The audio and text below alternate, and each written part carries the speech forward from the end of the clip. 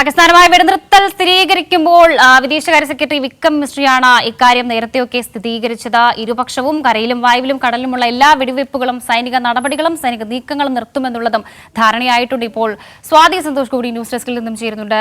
സ്വാതി, ചർച്ചയിൽ മൂന്നാം കക്ഷിയില്ല എന്നുള്ളതാണ് പറയുന്നത്. അപ്പോൾ ഈ അമേരിക്കയുടെ ഇടപെടലിനെ എങ്ങനെ കാണണം?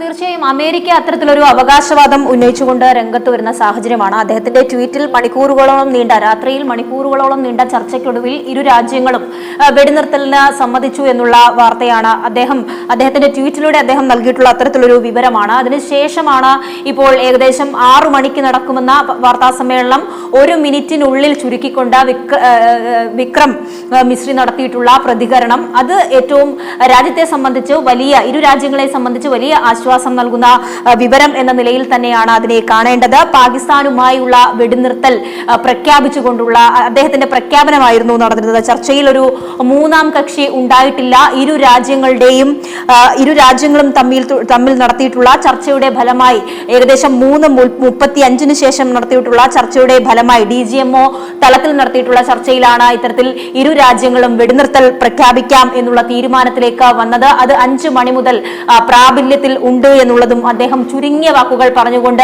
അവസാനിപ്പിക്കുകയായിരുന്നു. നമ്മളെല്ലാം കാത്തിരുന്നത് ഈ ഒരു ആശ്വാസകരമായിട്ടുള്ള വാക്കിന് വേണ്ടി തന്നെയാണ്. നിരവധി ദിവസങ്ങളായി നീണ്ടു നിൽക്കുന്ന ആക്രമണം, പാകിസ്ഥാന്റെ ആക്രമണം, തിരിച്ചുള്ള പ്രത്യാക്രമണം, അതിനപ്പുറത്തേക്ക് അതിൽ ഭീതിപ്പെട്ട് ജീവിക്കേണ്ടി വരുന്ന ഭീതിയിൽ ജീവിക്കേണ്ടി വരുന്ന ജനങ്ങളുടെ അവസ്ഥ, അതോടൊപ്പം തന്നെയും അതിർത്തി പ്രദേശങ്ങൾ പൂർണ്ണമായുമുള്ള ആക്രമണങ്ങളും ഷെല്ലാക്രമണങ്ങളും ഡ്രോൺ ആക്രമണങ്ങളും ഒക്കെ നടത്തുമ്പോൾ അതിൽ ഒരു ആശ്വാസകരമായിട്ടുള്ള വിവരം ഇപ്പോൾ കേന്ദ്ര സർക്കാർ നൽകുന്നു, ഔദ്യോഗികരമായി തന്നെ നൽകുന്നു. അതിന് മുന്നോടിയായാണ് ട്രംപിന്റെ ഒരു പോസ്റ്റ് കൂടി കണ്ടത്. അതിന് പിന്നാലെ കേന്ദ്രം തന്നെ അതിനെ സ്ഥിരീകരിക്കുന്ന സാഹചര്യമായിരുന്നു. എന്തായാലും ഇരുപക്ഷവും തമ്മിലുള്ള വെടിനിർത്തൽ ഇപ്പോൾ പ്രഖ്യാപിച്ചിരിക്കുന്നു. വെടിവയ്പ് അവസാനിക്കണം. എല്ലാ സൈനിക വിഭാഗവും കര, നാവിക, വ്യോമ തലത്തിലുള്ള സൈനിക നടപടികൾ അവസാനിപ്പിച്ചിരിക്കുന്നു. 5 മണി മുതൽ അത്തരത്തിൽ ഒരു പ്രഖ്യാപനം അല്ലെങ്കിൽ വെടിനിർത്തൽ പ്രാബല്യത്തിൽ വന്നിരിക്കുന്നു എന്നുള്ള ഏറ്റവും ആശ്വാസകരമായിട്ടുള്ള വാർത്ത തന്നെയാണ് 6 മണിക്ക് എത്തിയിട്ടുള്ളത്.